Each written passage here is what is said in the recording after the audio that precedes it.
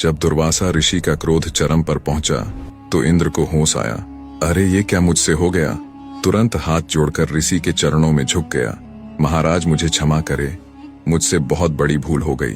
दुर्वासा ऋषि कुछ सौम्य हुए और बोले, इंद्र तुम ये समझ लो, मैं कोई सरल ऋषि नहीं हूं। मेरे अंदर क्षमा नहीं, बस आग है। गौतम वशिष्ठ जैसे ऋषियों ने तुझे सिर पर चढ़ा रखा है, इसलिए तुम खुद को बहुत बड़ा समझ बैठे हो। लेकिन मैं दुर्वासा हूं। आज तुमने मेरी भी अवहेलना कर डाली और अब क्षमा मांग रहे हो।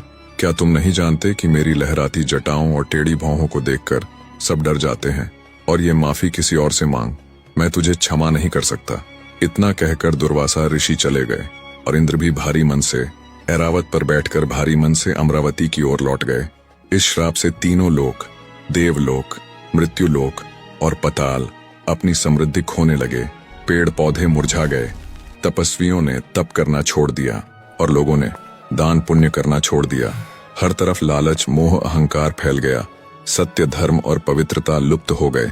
जहां सत्य धर्म नहीं होता वहां लक्ष्मी भी नहीं टिकती और सभी जगह श्रीहीन हो गए। सभी देवताओं की शक्ति क्षीण हो गई। ये बात जब असुरों को पता चली कि देवता शक्तिहीन और श्रीहीन हो गए हैं तो सभी ने हमला बोल दिया। देखते ही देखते एक भीषण युद्ध क्षीण गया। लेकिन शक्तिहीन देवता आखिर कब तक टिकते और अंत में उन्हें हार माननी पड़ी और सभी देवता पितामह ब्रह्मा जी की शरण में पहुंचे।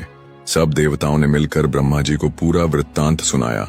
स्वर्ग का पतन, यज्ञों का रुकना, लोगों का धर्म से दूर होना और अंत में अपनी पराजय। ब्रह्मा जी ने सभी की बात को ध्यान से सुना और कहा कि आप सभी भगवान विष्णु जी की शरण में जाओ, वही इसका कुछ मार्ग निकाल सकते हैं। सभी को ब्रह्मा जी लेकर क्षीर सागर के उत्तर दिशा की ओर चल दिया। वहां पहुंचकर ब्रह्मा जी देवताओं के साथ भगवान विष्णु की स्तुति की।